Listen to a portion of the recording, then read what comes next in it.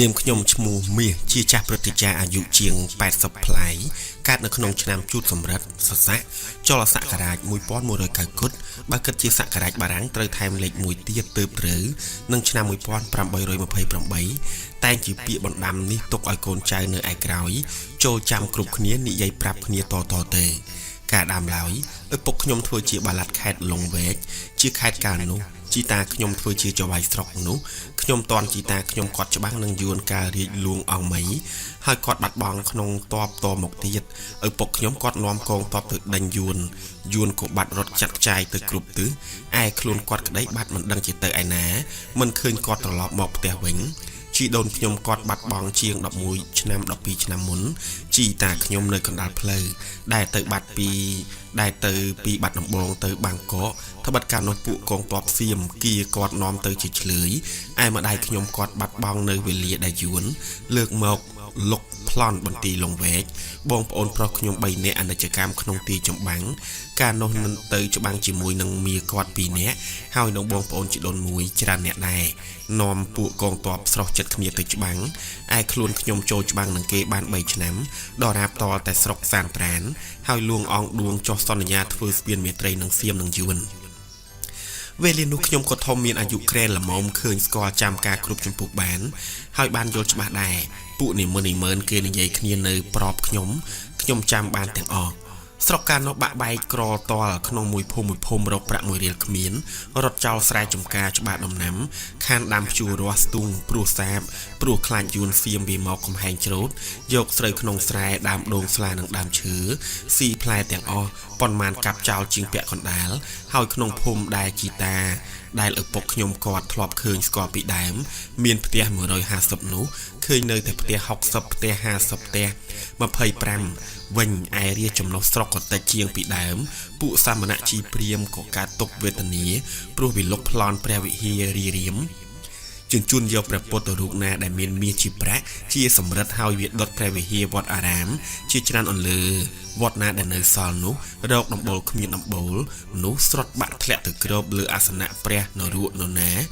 ព្រះរកនរណានឹងមានចិត្តគិតជួសជុលគ្មានរវល់ព្រោះតែនឹងច្បាំងរាំងជុលសៀមព្រោះតែរវល់ច្បាំងរាំងជុលរៀងមកជាប់50ឆ្នាំស្រុកភូមិបាក់បែករត់ចោលស្ងាត់សូនឈឹងមកគូឲ្យស្រងេះស្រងោចខ្លោចផ្សាណាស់វេទនានឹងស្រីដែលមានកូនតូចអង្គុយអោបក្បាលជង្គង់មកច្រមើលមើលតែមុខកូនភ្លឺលុះបានសុកសានត្រានបានចុះសន្យាជាស្ពានមេត្រីនោះលួងអងដួងបានសោយរាជជាស្ដេចហើយនោះរារាល់គ្នាគ្រាន់មានចិត្តសង្ឃឹមហើយគេនិយាយសរសើរថាស្ដេចល្អទ្រង់ធរព្រះតីសពបរោះជ្រះថ្លាដឹងអធ្យាស្រ័យប៉ុន្តែស្រុកយើងកាលនោះខ្សត់ណាស់អស់ណាប្រជានរាលំបាកក្រៃពេកពុនប្រមាណចេះតែនៅទ្រាំចាំសៀមពុំបានរកស៊ីអ្វីសោះឯខ្លួនខ្ញុំកាលនោះក៏ក្រណាស់ហើយគ្មានញាតិផៅសណ្ដានព្រៀងលៀនសោះឯចំណេះវិជាក៏អោនថយស្គាល់តែសេចក្តីទុក្ខវេទនាក៏មានចិត្តកាត់ដំឡាសទ្ធាចង់បួសស្រេចហើយក៏ចូលឧបសម្ពតក្នុងសំណាក់ព្រះពុទ្ធសាសនានៅក្នុងអារាមមួយក្នុងក្រុងឧដុង្គមានជ័យដើម្បីនឹងបានមគ្គផលទៅជាតិក្រោយកុំឲ្យអកុសលដូចជាតិនេះហើយនឹងបានរៀនសូត្រធម៌អាសត្រាបាលីផងរួចចោះថែមទាំងអកុសលឯក្នុងវត្តសោតក៏រករៀនធម៌អាសត្រាបាលីគ្មានភ្លើងឆេះខូចអន្តរាយខ្លះសៀមវាលួចយកខ្លះយួនវាបំផ្លាញខូចខ្លះឯក្នុងវត្តប្រាងដែលខ្ញុំបួសភិក្ខុនោះសោតក៏មាននៅសល់តែលោកសង្ឃល្ងងខ្លៅពុំមានគិតរកសត្រាវិន័យនឹងគម្ពីរព្រះអភិធម្មព្រះត្រៃបិដកឡើយឯការច្បាំងក្នុងស្រុកខ្មែរហៅចុះសន្យាធ្វើស្ពានមេត្រីរួចហើយនោះពួកមហាសត្រូវយើងទាំងសងខាងគឺស្ដេចសៀមហើយនឹងស្ដេចយួនវានៅតែប៉ងគួចយកដីយើងទៀតឯស្ដេចសៀមវាយកខេត្តចំណែកឯខាងជើងគឺស្រុកសៀមរាបមាននគរធំក្នុងស្រុកខ្មែរយើងហើយស្រុកបាត់ដំបងមលូព្រៃទន្លេរពៅហើយនឹងខេត្តខ្មែរទាំងប្រមាណដែលនៅមាត់សមុទ្រខាងទិសមជ្ឈិមឯស្ដេចយួនយកដីដែនស្រុកខ្មែរទាំងប្រមាណនៅខាងត្បូងគឺព្រៃនគរកោសាំងសៀនសពថ្ងៃនេះរហូតទៅដល់ទល់នឹងព្រែកជីកខេត្តខេត្តពីមឯខាងលិចខាងឯកើតយករហូតទៅទន្ទឹមនឹងក្រុងភ្នំពេញ aiស្ដេចម្ចាស់ផែនដីយើងលោកកើតទុកព្រួយព្រះតីដូចជារាដែរព្រោះទ្រង់ឆ្វេងយល់ថាសៀមហើយនឹងយួនវាគិតយកស្រុកខ្មែរបញ្ចូលក្នុងស្រុកវារាល់តែគ្នាប៉ុន្តែវាបញ្ចូលមិនទាន់បានព្រោះវាជាសត្រូវនឹងគ្នាហើយចែកគ្នាមិនកើតត្បិតវាចង់បានតែទាំងអស់រាល់ខ្លួនម្ចាស់យើងលោកព្រួយព្រះតីមួយចំពុកទៀតព្រោះសៀមវាចង់ទំនុកបំរុងលោកគុំសពព្រះតីព្រោះវាមិនទុកលោកជាស្ដេចផែនដីស្រុកខ្មែរវាទុកលោកដូចជាចៅហ្វាយស្រុកខ្មែរវិញឯយួនវាទុកលោកជាចំណោះវាហេតុដូច្នេះព្រះអង្គក៏រឹតតែព្រួយព្រះរាជហឫទ័យក្រែងកាតចម្បាំងជាថ្មីទៀតក្រែងស្រុកខ្មែរនឹងវិនិច្ឆ័យអន្តរាយហើយផុតមានអស់ពូជខ្មែរក្រែងនៅតែសៀមឬនៅតែខ្មែរដែលទុកសក់បួងពីក្រោយដូចជាភ្នងស្ទៀងយកកន្សែងជួតក្បាលដូចជាយួន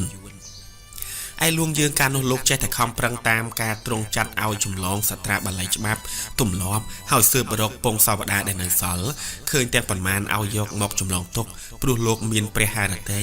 ព្រោះលោកមានព្រះរាជハរតីដើម្បីនឹងរៀបចំស្រុកខ្មែរយើងឲ្យរបបរៀបរយតែទ្រង់នៅមានព្រះវិតកាត់ក្រែងតទៅមុខទៀតសៀមហើយនឹងយួនវាយកស្រុកយើងខ្មែរយើងចែកគ្នាទ្រង់ព្រះចិន្តាតែម្លោះទើបទ្រង់ឆ្វេងយល់ថានឹងពឹងស្រុកយុរ៉ុបណាមួយឲ្យជួយទំនុកបំរុងឥឡូវនឹងពឹងបនអាខ្លាំងនឹងពឹងបនអាំងក្លាសបានស្រុកខ្លាំងហើយនឹងស្រុកសិង្ហបុរីហើយឥឡូវនឹងទៅពឹងបនវិឡានិទាទ្រង់សពព្រះតីឲ្យត្បិតវិឡាទាធ្វើជាចៅហ្វាយនៅស្រុកយ៉ារ៉ាស្រុកសូម៉ាត្រាហើយឥឡូវនឹងទៅពឹងបនអេស្ប៉ាញ៉ុលឬប្រូតូកេសត្បិតសាសទាំងនោះពុំព្រោះត្បិតអីសាទាំងនោះពុំពូកែទ្រង់ព្រះចិន្តាតែម្លោះស្រេចហើយក៏ទ្រង់សម្រេចថានឹងពឹងបារាំងសេះត្បិតបារាំងសេះគ្មានស្រុកចំណុះនៅប្របស្រុកខ្មែរ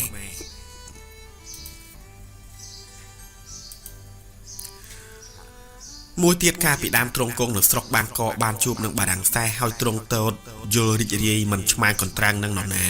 រាប់រាក់តាក់រាប់អានអ្នកទាំងពួងហើយចិត្តថ្លើមក៏មានធម៌សប្បុរសទើបទ្រង់សម្រេចថាសូមពឹងបារាំងសេះឲ្យជួយទំនុកបំរុងការព្រះរាជសត្រូវយួននៅស្រុកព្រៃនគរហើយនឹងការព្រះរាជសូហើយនឹងការព្រះរាជសត្រូវសៀមជាដើមព្រោះមានខាលួងមកឈរអមព្រះអង្គនៅស្រុកឧដុង្គមានជ័យទ្រង់មានព្រះតីអៀនខ្មាស់ចង់ឲ្យរបូតរួចពីដៃសៀមនោះណាទើបទ្រង់តែងរាជទូតពីនាយឲ្យនាំព្រះរាជសារទៅដល់កុងស៊ុលបារាំងសេះនៅស្រុកសិង្ហបុរីមួយច្បាប់ទៀតទៅដល់អំពើរើស្ដេចបារាំងសេះក្នុងសេចក្តីព្រះរាជសារនោះថាសូមពឹងបនស្ដេចបារាំងសេះសូមឲ្យស្ដេចបារាំងសេះតែងរាជទូតចូលមកនឹងចុះសន្យាគ្នានោះស្ដេចបារាំងសេះមិនឃើញតែងរាជទូតឲ្យមកចុះសន្យាស្រាប់តែចាត់កងទ័ពមកច្បាំងនឹងស្ដេចទេវតាស្រុកយួនហើយវាយកស្រុកព្រៃនគរហើយយកស្រុកកោសាំងស៊ីនបានពាក់កណ្ដាលជាមុនទើបយកពាក់កណ្ដាលទៀតតទៅនឹងខេត្តពីមនោះលួងក៏មានព្រះរាជហឫទ័យអំណរដោយសារឃើញបារាំងសេះលើកទ័ពមកវាយដេញយួនកាលលួងសុគតក្នុងឆ្នាំមមែឯកស័កចលសករាជ1220ឆ្នាំគិតរំលឹកឃើញពីដំណើរទាំងនោះសពគ្រប់ទៅខ្ញុំមានចិត្តអំណរនឹងបារាំងសេះដែលមកដេញយួនវាជាសត្រូវនឹងខ្មែរវិវាទដណ្ដើមសង្កត់សង្កិនស្រុកយើងចិត្តតែនឹង30ឆ្នាំហើយវាតាំងស្ដេចស្រី3ព្រះអង្គជាឯករាជ្យមួយអង្គជាទីឧបរាជមួយអង្គទៀតជាទីព្រះកែវហ្វាហើយវាធ្វើបន្ទាយរាយពេញទៅស្រុកខ្មែរចិញ្ចឹមខ្មែរឲ្យធ្វើចៅហ្វាយស្រុកឲ្យទុកសក់ស្លៀកពាក់តាមសាសនាវាជាយួនហើយវាគិតផ្លាស់ឈ្មោះខេត្តស្រុកខ្មែរដាក់ឈ្មោះជាយួនប៉ុន្តែនៅវេលានោះយើងខ្លាចតែបារាំងសេះកាលណាវាយស្រុកយួនរួចហើយក៏ត្រឡប់ទៅស្រុកវិញមិនមកជួយខ្មែរពួកយើងទៀតឯបារាំងសេះដែលលើកទ័ពទៅច្បាំងនឹងស្ដេចយួននោះបានអ្នកទាំងឡាយពុំដឹងជាហេតុដើមតោកដោយម្ដេចនោះខ្ញុំនឹងអធិប្បាយវារាយដំណើរជូនស្ដាប់តាមដែលខ្ញុំបានលើគេនិយាយរាល់គ្នានៅវេលាគ្រានោះថាកាលនោះប្រហែលជាង120ឆ្នាំមកហើយនោះកូនស្ដេចស្រុកយួនច្បាំងនឹងពួកក្បត់ដែលគិតបាសច្បាំងដណ្ដើមយករាជស្រុកយួនក៏កាលនោះមានពួកសេនាទាហានបារាំងសេះហើយនឹងពួក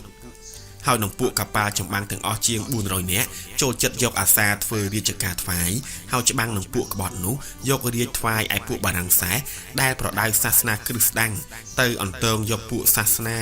ទៅអន្តងយកពួកសេនាទាហានទាំងនោះមកជួយស្ដេចស្រុកយួនព្រោះតែពួកប្រដៅសាសនាទាំងនោះមានចិត្តស្លូតត្រង់នឹងស្ដេចយួនធ្វើរាជការថ្វាយស្ដេចហើយអស់អាណាប្រជានរាជយួនក៏ស្រឡាញ់រាប់អានពួកប្រដៅសាសនាទាំងនោះណាហើយមានរាជយួនប្រុសស្រីជាច្រើនលែងចោលសា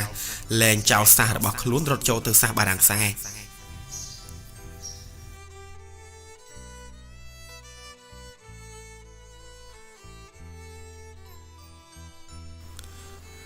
ឯ ពួកសេនាទាហាននិងពួកបារាំងសេះទាំងប៉ុន្មានដែលពួកប្រដៅសាសនាបង្កប់បញ្ជានោះក៏មានចិត្តក្លាហានហើយនាំពួកកងទ័ពស្ដេចយួនច្បាំងនឹងពួកក្បត់ក៏បរាជ័យចាញ់បាក់បោបក្លបខ្លាចហើយអ្នកស្ដេចទេវតាយ៉ាឡុងក៏បានឡើងសោយរាជជាស្ដេចគ្រប់គ្រងមិនតែក្នុងចំណែកនគរយួនហើយនឹងស្រុកកូសាំងស៊ីនឡើយទាំងស្រុកតុងកាំងក៏បានចូលមកព្រះរាជាណាចក្រទាំងអស់ឯនគរស្ដេចយួនក៏បានធំទូលាយ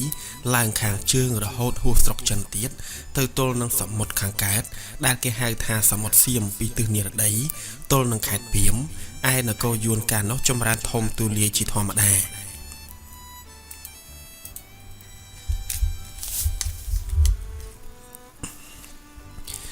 រីស្ដេចយ៉ាឡុងជាស្ដេចយួននោះស្លាប់ក្នុងឆ្នាំថោះឯកស័ក្តិសករាជ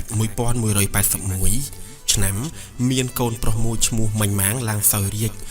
តវងឈ្មោះស្ដេចម៉ាញ់ម៉ាងនោះឯងដែលចាត់កងទ័ពយួនឲ្យមកច្បាំងនឹងយើងខ្មែរកាលនោះជាចម្បាំងធំណាស់នគរយើងខ្មែរនេះហៀបនឹងតែបានដៃយួនឯស្ដេចយួននោះជាមនុស្សកំណាចច្រណែននិន្ទាឈ្នានីសចេះតែរអៀសខ្លួនមិនទុកចិត្តនរណាហើយតាំងធ្វើទុកបុកម្នេញពួកសេនាទាហានបារាំងចំនួន12នាក់ដែលចូលមកនៅធ្ងន់ធនមិនបានស្លាប់អស់សល់តែ2នាក់ក៏ធន់មិនបានហើយនាំប្រពន្ធយួនហើយនឹងកូនដែលកើតពីប្រពន្ធយួននោះត្រឡប់វិលទៅស្រុកបារាំងវិញកាលក្រោយពួកបារាំងសេះចេញទៅនោះស្ដេចយួនតាំងតែសង្កត់សង្កិនធ្វើបាបពួកលោកសងបារាំងហើយនឹងពួកយួនដែលចូលសេះគ្រឹះស្តាំងហើយចាប់ចងក្រពើធ្វើបាបនិងប្រហារជីវិតលោកសងបារាំងសេះហើយនឹងពួកចូលសេះក្នុងស្រុកយួនស្រុកតុងកាំងស្រុកកូសាំងស៊ីនជាច្រើន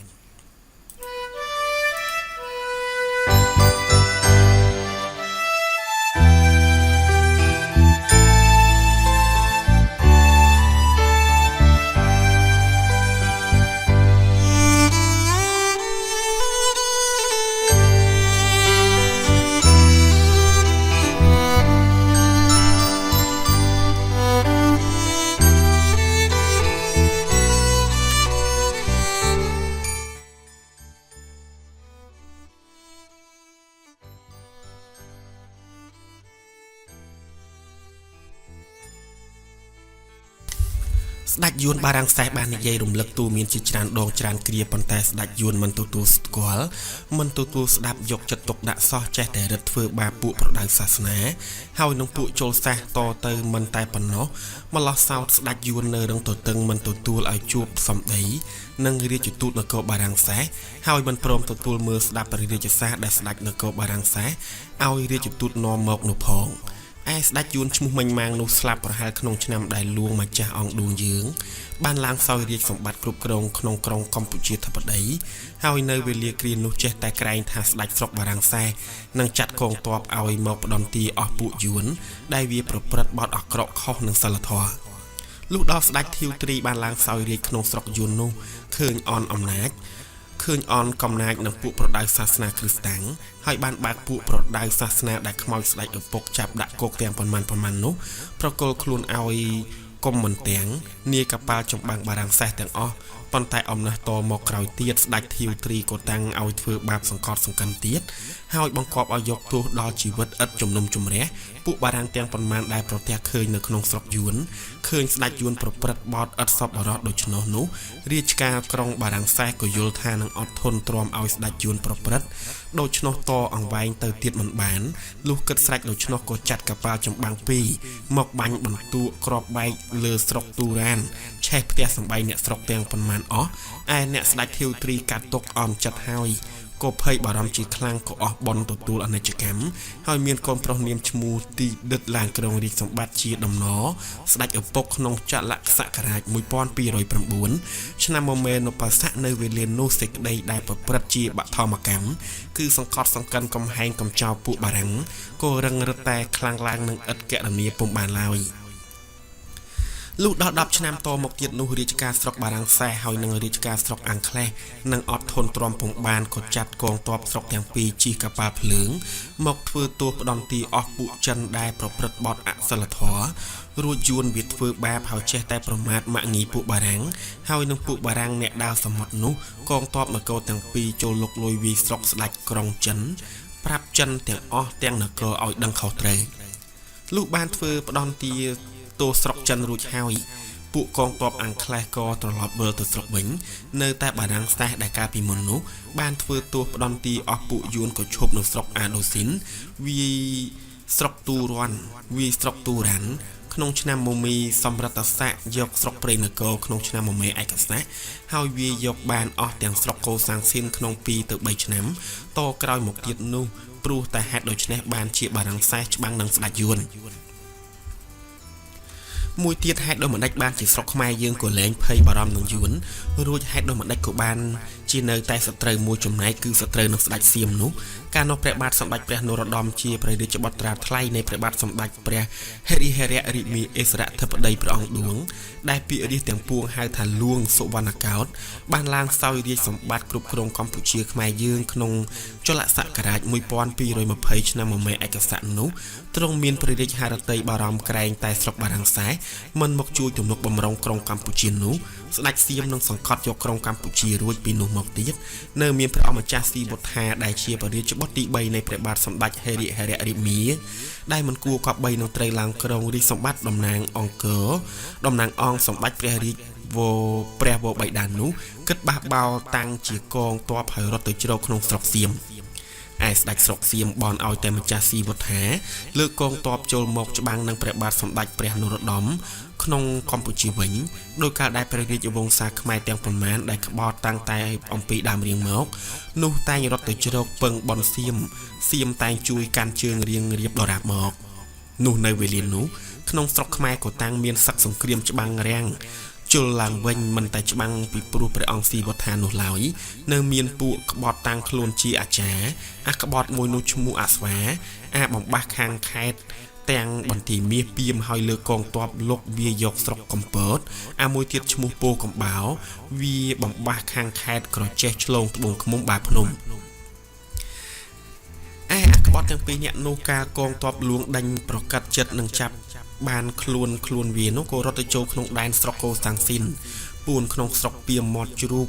លងហៅដែលនៅក្នុងអំណាចយួនវាទំនុកបំរុងអាក្បត់ទាំងពីរនោះព្រោះយួនវាជាមហាសត្រូវនៅខ្មែរយើងពីដើមមកស្រេចហើយអាក្បត់ទាំងពីរនោះវាត្រឡប់ចូលមកដើររាតត្បាតបំបោអស់រាជប្រជាក្នុងស្រុកខ្មែរទៀតនៅរដូវដើមឆ្នាំចលសករាជ1222ឆ្នាំវកទោស័កចៅវាយស្រុកបារាំងសេះនៅស្រុកព្រៃនគរដែលបង្គាប់លើកងទ័ពជើងគោកជើងទឹកទាំងប៉ុន្មានចាត់និមឺតបារាំងសេះមួយនាក់ជិះកប៉ាល់មកចតនៅខេត្តកំពតស្រេចឡើងទៅថ្វាយបង្គំក៏ព្រះបាទសម្ដេចព្រះនរោត្តមការទ្រង់គង់នៅព្រះបរមរាជវាំងឧដុង្គមានជ័យហើយយកសេចក្តីក្រាបបង្គំទូលតាមផ្លូវរាជការថារាជការបារាំងសេះគិតសម្រេចថាត្រូវយកស្រុកកូសាំងស៊ីនទុកជារបស់រាជការបារាំងសេះព្រះបាទសម្ដេចព្រះនរោត្តមបានទ្រង់ជ្រាបដូច្នេះក៏មានព្រះរាជហឫទ័យសោមនស្សនិងរាជការបារាំងសេះយកស្រុកកូសាំងស៊ីនផ្ដាច់ជារបស់បារាំងសេះលុះរំលងបានមួយខែតមកនោះព្រះបាទសម្ដេចនរោត្តមទ្រង់តែងរាជទូតឲ្យទៅជួយអំណរចៅវាយស្រុកបារាំងសេះ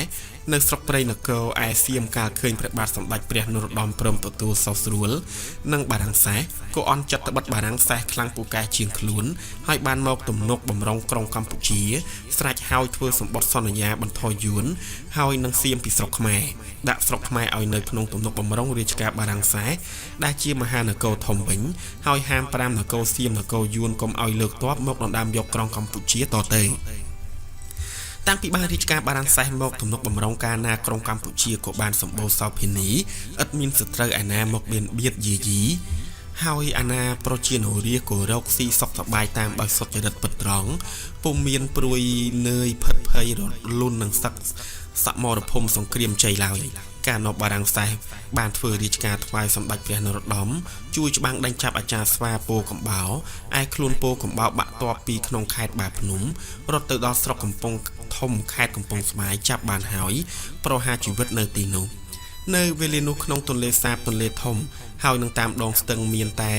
ទូកថ្វាយចិនទូក2ទូក3ឯស្រូវផ្លែ3ທາງ4កាក់ដឹកដាក់ដល់ជើងកំពង់3បើទិញដល់ផ្ទះថ្លៃតែ3ທາງ2កាក់កន្លះត្បិតផ្ទះឆ្ងាយពីជើងកំពង់ពិបាកដឹកនាំតាមផ្លូវរទេះដែលមិនទាន់មានថ្នល់ឯ ឯសម្ពុតផាឌីបបោឯសម្ពុតផាឌីបទេឯកថ្លៃអស់យ៉ាងរកទិញប្រើការពុំបានទេហើយវេលាក្រៀននោះសុទ្ធតែចិនវារកស៊ីក្នុងស្រុកខ្មែរយើងនេះបានចំណេញច្រើនណាស់ហើយប្រាក់ក្នុងស្រុកខ្មែរទាំងប្រមាណនៅដៃវាទាំងអស់ហើយកាលណាវារកស៊ីបានច្រើនវានាំយកទៅស្រុកចិនឯកប៉ាល់ភ្លើងដែលមកដល់ក្នុងស្រុកខ្មែរមុនគេនោះជាកប៉ាល់បារាំងខ្សែខ្ញុំបានឃើញជាក់នឹងភ្នែកហើយនៅចាំច្បាស់ដល់ឥឡូវការកប៉ាល់នោះមកដល់កំពង់ហ្លួងអ្នកស្រុកផ្អើលឆោឡោត្បិតឆ្ងល់ថាកប៉ាល់ឥតក្តោងជាវក្រជើងហើយបាក់លឿនលើទឹកបានមនុស្សប្រុសស្រីចាស់ក្មេងរត់ទៅមើលលន់ប្រពន្ធលើគ្នាហើយឆ្ងល់មិនយល់ថាដោយមិនដេចសោះស្រាប់តែឃើញរលកបែកពពុះខាងកន្សៃហើយលឿនពោទឹកពីក្បាលជះទៅចំហៀងសងខាងកាត់ជារលកបោកនៅមាត់ច្រាំងអ្នកដែលមកមើលទាំងប៉ុន្មាននោះអស្ចារ្យលន់មាត់ស្រែកហើយយោហើយយ៉ាអធិកអធមអធិកកឹកកងរំពងមើលមិនដាក់ភ្នែកដោយសារឃើញផ្សែងចេញតាមបំពង់ភ្លើងហើយលឺសន្ធឹកកកកកាក់ពីខាងក្នុងកប៉ាល់នោះទាំងលួងក៏ស្ដាច់មកជាមួយនឹងនាម៉ឺនមន្ត្រីហើយទ្រង់យាងតូតមកពីមាត់កំពង់មកជាច្រើនម៉ោងទ្រង់ព្រះសន្តិសង្ស័យនឹងកប៉ាល់ព្រោះមិនទាន់ជ្រាបថាធ្វើដោយមិនដេចខ្លះអស់ទាំងអ្នកចាស់ប្រជាឈប់ឈរមើលរំពឹងគិតហើយយល់ថានេះជាមនុស្សអ្នកស្រុកនគរធំ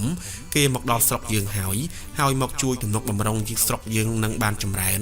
ផ្លូវវិធីជាថ្មីឡើងទៀតប្រហែលជានឹងត្រឡប់បានឡើងជានគរធំដោយខ្មែរដើមវិញនោះចាប់ផ្ដើមតាំងពីព្រះបាទសម្ដេចព្រះនរោត្តម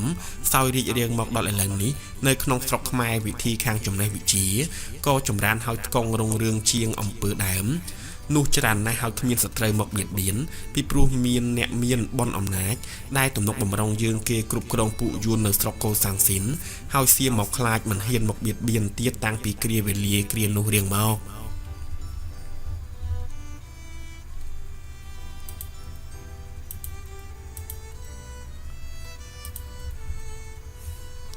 ចូលអស់លោកអ្នកទាំងឡាយនិមន្តក្តីរាក្តីមើលហើយពិចារណាគិតឲ្យសពទៅឃើញឬទេស្រុកយើងសពថ្ងៃនេះខុសគ្នានឹងកាល50ឆ្នាំមុននោះឃើញខុសគ្នាដោយមិនដេចខ្លះហើយគិតការដែលស្រុកកាបចំបាំងរាំងជុលហើយស្រុកឥឡូវដែលបាននឹងសុខសប្បាយផ្សេងផ្សានគ្រប់ទីកន្លែងហើយប្រាក់ក៏មានសម្បូរក្នុងស្រុកខ្មែរយើងគ្រប់ផ្ទះសំបែងក៏មិនដែលដាច់ខ្វះលុយចាយសោះគង់តែមានប្រាក់ចាយខ្លះរាល់ផ្ទះគ្រប់គ្នាហេតុដែលបានសម្បូរទាំងនេះពីព្រោះអីនោះឃើញថាសេចក្តីអត់ឃ្លានមិនសូវមានតាំងតែពីបានកាលបារាំងសែចូលមកក្នុងស្រុកយើងហើយស្រុកយើងក៏មិនយូរឡើយសម្បូរមានធនធានដូចជាខ្លួនតានេះអាយុ80ឆ្នាំផ្លាយហើយចាំដំណើររឿងព្រេងនាំមកនិទានឲ្យកូនចៅទូតលូតលានៅឯក្រៅឲ្យដឹងរឿងបារាំងសែនេះកាលពីមុន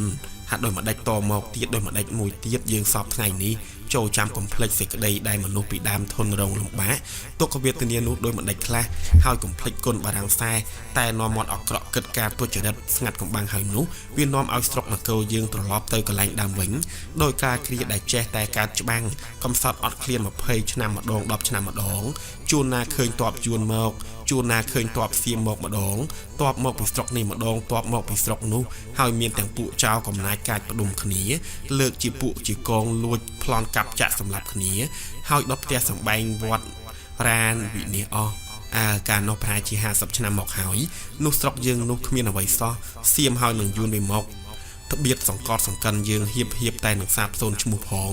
ដល់មកឥឡូវនេះមានគេស្គាល់យើងទាំងពិភពហើយសារពើផលចំនួនយើងគឺស្រីកំបាស់សម្រាប់ហើយនឹងត្រីពីក្នុងទន្លេព្រែកបឹងស្ទឹងយើងដែលការពីដើមមិនសូវបាននាំចេញទៅប្រទេសក្រៅហើយច្រើនតែឈ្មោះចិនចូលទិញនោះឥឡូវនេះមានកប៉ាល់ភ្លើងនាំទៅដល់ស្រុកម៉ានីលស្រុកចិនស្រុកយីប៉ុនស្រុកយ៉ារ៉ាហើយនឹងប្រទេសយុរ៉ុបការដាំឡើយគេមិនទាន់ស្គាល់ស្រុកយើងឥឡូវគេមកពីគ្រប់ទិសតំបន់មកមើលក្រុងភ្នំពេញនគរធំនគរវត្តហើយចង់ទិញទំនិញអ្វីមានគ្រប់ប្រទេសក្រៅមេឃនេះក៏មានឲ្យទិញទាំងអស់ក្នុងស្រុកខ្មែរកប៉ាល់សាលុបរបស់ចិនក្លឹងឬរបស់បារាំងខ្លះមានសពថ្ងៃនេះជាង60បើកជួលសណ្ដោងទូកទៅមកហូរហែតាមទន្លេបាទទៅភ្នំពេញបាទទៅពីភ្នំពេញទៅព្រៃនគរចម្ងាយតែ24ម៉ោងឯស្រុកព្រៃនគរនោះការដែលនៅក្នុងដៃយួនវាធ្វើជាម្ចាស់ស្រុកនោះយើងមិនហ៊ានទៅសោះ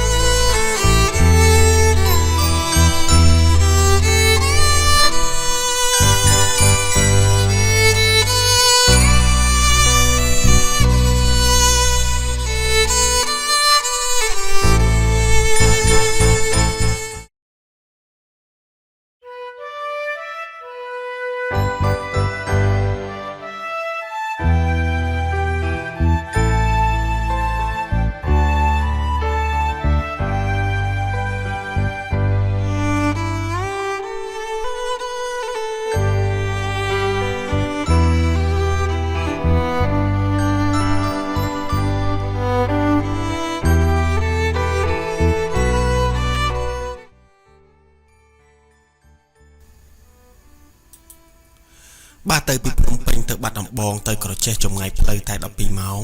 ដល់ដែលការពីដើមចម្ងាយផ្លូវតែ8ថ្ងៃបាទទៅតាមផ្លូវទន្លេធំទៅស្រុកលាវស្រុកខោងចម្ងាយផ្លូវសពថ្ងៃតែ24ម៉ោងហើយបើឡើងស្រុកលួងប្របាំងចម្ងាយផ្លូវមិនដល់20ថ្ងៃទេបាទទៅតាមផ្លូវសមុទ្រពីព្រៃនគរទៅស្រុកបាងកកតែ4ថ្ងៃបាទទៅសិង្ហបុរីតែ2ថ្ងៃ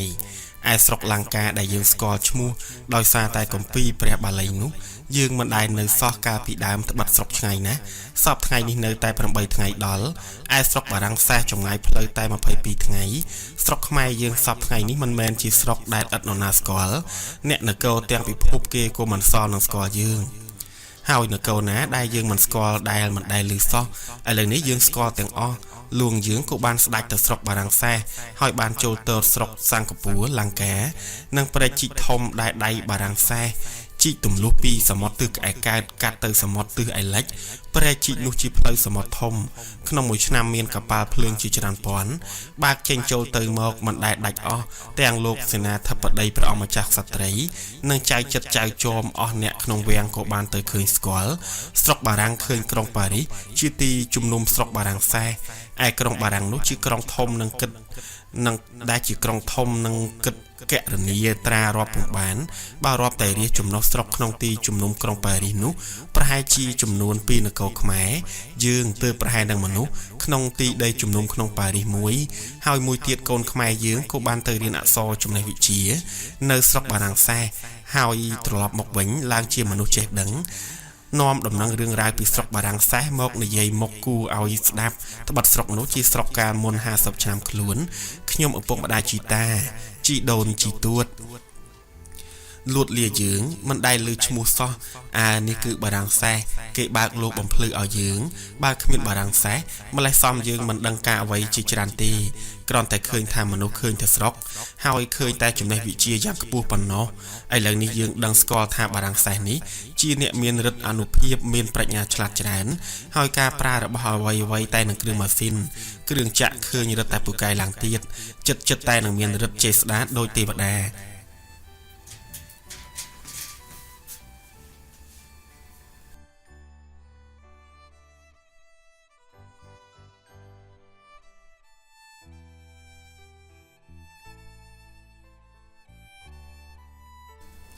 គេយកទឹកជាច្រើនមកដាក់ក្នុងឆ្នាំងធំដុតភ្លើងដាំឲ្យពុះជាខ្លាំងកម្លាំងទឹកពុះនោះស្ទុះពីក្នុងឆ្នាំង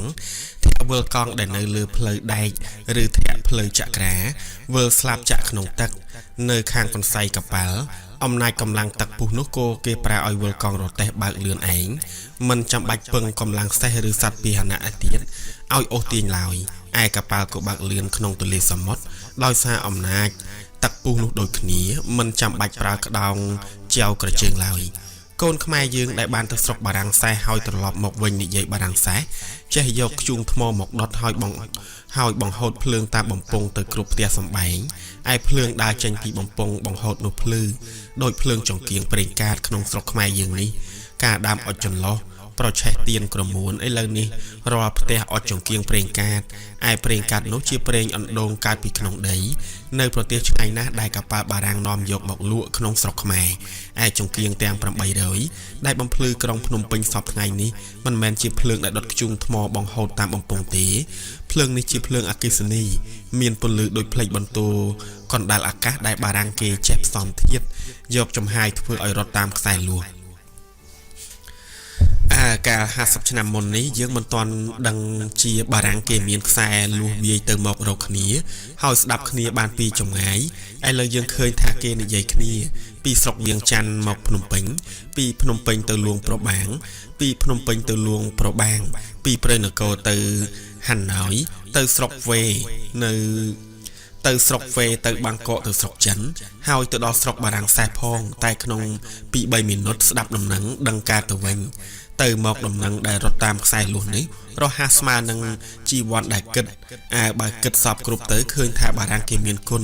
នឹងយើងមិនតែប៉ុណ្ណោះនៅមានគុណច្រើនចំពោះទៀតបារាំងសែសនេះគេមានប្រាជ្ញាឆ្លាតគ្មានទុញទាល់សល់នឹងអ្វីសោះគេនាំយកនៅរបស់ដ៏ប្រសើរមកបង្ហាញបំភ្លឺយើងមួយទៀតគេនាំយកម៉ាស៊ីនហັບច្រៀងឥតថត គេយកមកហឹមមួយទៀតគេយកម៉ាស៊ីនហប់ច្រៀងថតសម្លេងភាសាដូចមនុស្សច្រៀងនិយាយគ្នាមែនតែនតាមតែទំនើងចិត្តនរណាចង់ស្ដាប់ចុះហើយមានកុនស្រមោលឆ្លោះរូបវិស័យដូចឃើញស្រុកបារាំងសែផ្លូវឆ្លាមនុស្សម្នាដើរទៅមកដូចរូបរស់ដែលគេឃើញក្នុងស្រុកបារាំងសែក្រុងប៉ារីសដោយម្ដេចនោះយើងនៅតែស្រុកខ្មែរឃើញវិស័យដូចយើងបានឃើញស្រុកបារាំងសែខ្លួនយើងគេចេះធ្វើគ្រឿងថតរូបបើជួលតែ3រៀលបានរូបរបស់ខ្លួនយកមករក្សាទុកហើយជាប្រយោជន៍បានរក្សារូបឲ្យពុកម្ដាយទុកតទៅមុខឲ្យកូនដឹងស្គាល់ជារូបជីតាជីដូនដែលស្លាប់ជាអង្វែងរាប់រយឆ្នាំមកហើយនោះគេនិយាយថាបារាំងសែសពថ្ងៃនេះចេះហោះលើអាកាសដោយអំណាចយន្តគោមហោះលឿនដោយសត្វហាពាក្យនេះពិតមែនបើមិនជឿសួរមើលចោះថាបើបារាំងតចំណេះយកតទៅមិនយកយន្តហោះនោះមកឲ្យយើងឃើញទៀតព្រះបាទសម្ដេចព្រះនរោត្តមជីអម្ចាស់ផែនដីនគរយើងព្រះអង្គបានផ្ញើរាជការផែនដីទាំងប៉ុន្មានឲ្យបារាំងសែគ្រប់គ្រងតាំងនេត្រាឲ្យព្រះអូស្ទ្រាមួយនឹងសេនាធិបតីចូលវាយស្រុកបារ៉ាត់ហើយពួកអ្នករាជការខ្មែរជាច្រើនពាន់ដែលជារាជការនៅក្នុងបង្គាប់រេស៊ីដង់បារាំងសែឯប្រាក់ទាំងប៉ុន្មានដែលបានមកពីពន្ធគ្រប់ចម្ពុកនិងប្រាក់ដែលលួសថ្លៃធ្វើរាជការនោះយកមកចាយប្រើការជាប្រយោជន៍ចម្រើនព្រះរាជធានីទាំងអស់បានប្រាក់នោះដែលយកចាយរៀបចំតែងក្រុងភ្នំពេញដែលសពថ្ងៃនេះបានកើតឡើងជាក្រុងល្អថ្កុំថ្កើងដែលពួកខ្មែរទាំងប៉ុន្មាននៅខេត្តក្រៅគេតែងតែចូលមកមើលនិយាយសរសើរគ្រប់គ្នាហើយអ្នកប្រទេសក្រៅក៏មានចូលមកមើលលេងនៅភ្នំពេញច្រើនក្រៅពីរៀបចំតែងក្រុងភ្នំពេញនោះរាជការនៅរៀបចំតែងដីទីជំនុំរួមខេត្ត10អន្លើទៀតហើយធ្វើថ្នល់ធ្វើស្ពានផ្លូវឲ្យបរទេសបរទៅមកស្រួលហើយនៅគិតនឹងធ្វើផ្លូវថ្នល់ឲ្យគ្រប់ទីតំបន់ក្នុងស្រុកខ្មែរឲ្យបានដឹកនាំចំនួនទំនិញកាត់ទៅលក់ក្នុងភូមិធំដោយងាយហើយបានឆាប់រហ័សឯសហួយដឹកនាំទំនិញឯផ្សារកោថោកមួយទៀតគេនិយាយថាគិតធ្វើរទេះភ្លើងក្នុងរទេះមួយទៀងយងបានរទេះ10កាត់ផ្ទុកទំនិញហើយនឹងអ្នកដំណើរពីបាត់ដំបងមកស្រុកភ្នំពេញទៅព្រៃនគរគេនិយាយគិតថានឹងធ្វើផ្លូវរទេះភ្លើងមួយទៀតកាត់ទៅលាវទៅយួនហើយស្រុកសៀមហើយនឹងស្រុកសៀមប៉ុន្តែផ្លូវរទេះបរត់ភ្លើងនោះនឹងធ្វើឲ្យតនឆាប់ភ្លាមនោះមិនបានទេប៉ុន្តែគេថាធ្វើឲ្យបានហើយក្នុងរវាងមុន25ឆ្នាំនេះនោះស្រុកខ្មែរនឹងមានផ្លូវរថភ្លើងបរទៅមកជាប់គ្នានឹងនគរដែលនៅជុំវិញយើង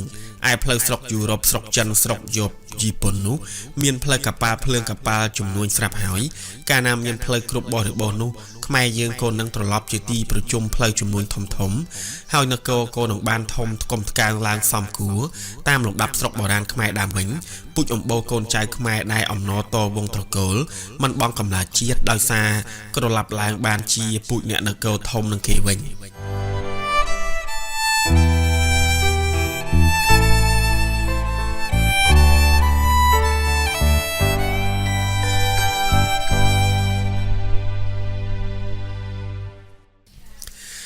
ទីតបទីចំបាំងរាំងជុលយើងអស់មានអំពិលសេចក្តីភ័យបារម្ភត្បិតបារាំងសែគេគិតតែបង្រៀនប្រដៅចំណេះវិជ្ជាការឲ្យយើងរួចខ្លួនជាខ្មែរអ្នកជាឲ្យខ្លាំងពូកែគេសង់សាលាបង្រៀនអក្សរបារាំងគ្រប់ទីកន្លែងហើយគេទំនុកបំរុងវត្តរាដែលបង្រៀនអក្សរសាស្ត្រាបាលីខ្មែរហើយគេចែករង្វាន់ឲ្យកូនសិស្សណាដែលខំរៀនហើយគេសុំតែគ្រប់គ្រងយើងជាមួយនឹងនិមឺនខ្មែរណាដែលមានចិត្តស្លូតត្រង់ហើយរើសយកខ្លួនឲ្យធ្វើជានិមឺនឲ្យបានចម្រើនក្នុងនគរហើយឲ្យយើងរាជខ្មែរទាំងប៉ុន្មានបានចម្រើនសេចក្តីសុខគ្រប់គ្នាឯខ្លួនតានេះចាស់ហើយគិតរំពឹងច្រើនទៅដល់របស់ខ្លួនដែលបាននឹកឃើញការនៅក្មេងគិតទៅដល់របស់ដែលបានឃើញការខ្លួនធំហើយគិតមកដល់របស់ដែលភ្នែកខ្លួនឃើញសពថ្ងៃនេះគិតឃើញម្ដងទៅមុខគួរឲ្យកោតខ្លាចបារាំងសែននេះណាមកកោតនឹងមានចិត្តសង្វេគឧស្សាហ៍ប្រាជ្ញាឆ្លាតឯខ្មែរយើងឃើញខ្ជិលច្រអូសក្នុងខ្លួនក្នុងចិត្តបន្តិចឯបារាំងសែចូលកូនមើលគេចោះឃើញទីតាំងពីប្រមាណ15ឆ្នាំរៀងមកដែលគេស្ដីរាជការគ្រប់គ្រងស្រុកយើងដែលមកដល់សពថ្ងៃនេះគេធ្វើបានសេចក្តីរូតរះហើយគំនិតល្អគេគិតឲ្យយើងចម្រើនបានសេចក្តីសុខឲ្យយើងចម្រើនមានទ្រព្យសម្បត្តិហើយនឹងរៀបចំទីដីស្រុកយើងឲ្យរបបរបៀបរៀបរយតាមដោយវគ្គដោយស្នេហ៍ហើយគេបំបត្តិមិនឲ្យមានខ្ញុំបញ្ជាអ្នកងារអង្គរៈត្រមៈជីវគុណហើយគេចែកដីឲ្យយើងរាល់គ្នាធ្វើស្រែចម្ការរកស៊ីសពថ្ងៃនេះដីរបស់អ្នកណានឹងធ្វើជាម្ចាស់ដីហើយផលស្រែចម្ការច្បារដំណាំយើងក៏លក់បានថ្លៃជាងពីដើមមួយទៀតមកឲ្យសរសើរបារាំងនេះ จัดเกไอโกชีนังเนี่ยคำซอดทุรกฎเนี่ยมีนจมือโรเกียบชีทิมาเลยเกจัดครูเป็ดด่าเอาในครูตีเรสีดองรวมแคดเอาจำใบใบไทยรักษามือไทยตอมเนี่ยจมือนุ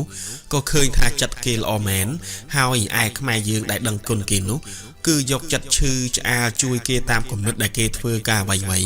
ไอเสกได้ชื่อจะอาจุยกาเกนุตกเปรียบโดยชื่อยืงสลายสระยืงเทือเรียกกาตอบสนองทรงคนเก่ายืง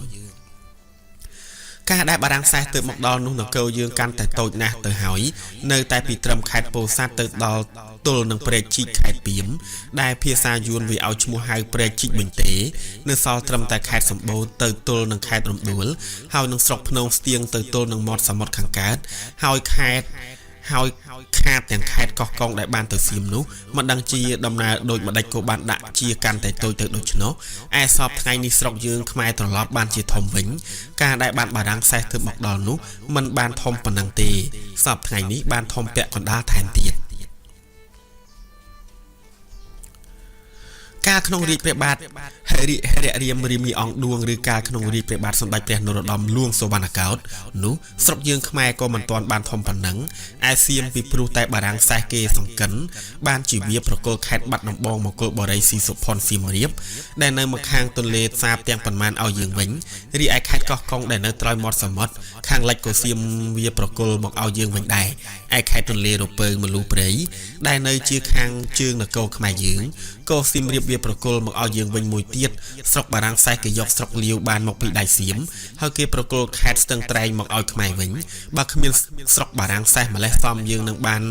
ยกแคดอย่างนุ่มมกบรรจุขนมสรบขมายวิงมันบานลอยการในขนม50 ชนะมุนยืงมีบาปกรรมประดอนเตียยืงเอาโซนชมูเตอร์เชียจุ่มดอกเสียมเฮาตีได้นักเกลยืงโกเตอร์เชียได้เสียมรีไอสอบไงนี้แคดยืงโกบานถมเฮาได้แต่ทอมล้างไอนักเกลยืงโกล้างมกเชียมหานักเกลถมโดยชนะยืงมีแต่คอมอุตสาห์ทั่วการบันทึกนังอาบานล้างสมานังเนนักเกลถมนังกียืงบานมีนบอลสำนางแตงมาแล้วนี่ดาซาแต่บารังไซบาขมิ้นเกประให้จียืงมันการเชียวไว้สอบไงนี้บารังไซเกมีนโกนังยืงบานจียืงมีนสำนางปนังให้โดยชนะตือบานจีตาก็เกิดแต่จีนิเตียนตามเรื่องดำนาได้มีนเรียงมกตกตูมีนบรรโจลจัดเนะออกแตงปวงได้จีเชียดซักไม้โดยคณีเอาสลังรอบอ่านตกจัดบารังไซโดยสมอตรองกลมอยู่ยืดเกิดเรียงมกเรียกราวอีลาวตบัดบารังไซในจีมัดเมตรัยจีปุ่มนังเฮาจีครูยืงพองสิกได้บานแตงจีบอรยายเรียตามดำนาหมกนี้ไกรงขาดข้อเหลือหรือหรือปุ่มกูรุมซอมปีรู้โดยบอดเวียจาสิกได้โสมออลูกเนี่ยเตียงไล่อภัยตัวโดยซาปรัญญาสมรได้แต่จมในก่อเอาทอยหายคลุนกุจ่าโจรีมีนแต่จัดบอดสดสโลตรองสลังตักใดระบอกคลุนเติบแต่ตามดำนาตกเอาเนี่ยกลายมือสดับโตตื้อปลุกจัดสงคมทายเรียกกาบารังแสนังจัดใจเรียบจอมนักเกลยืงอ้อยลางเชียนักเกลถมมีนบอลอำนาจโกนใจในไอกราวกงใต้หนังดังลือเคยต่อเตอบานเจียแตงแต่เกิดเพื่อสิกได้โดยชนะนี่ก็ปลุกแต่จัดขยมนักเกิดแต่ข้างละอบาปมกูโสมอภัยโตไตขนมชละสักการะมวยปอนปีโดย60 นวสะการตาอายุบาน80 ชนพลายเฮา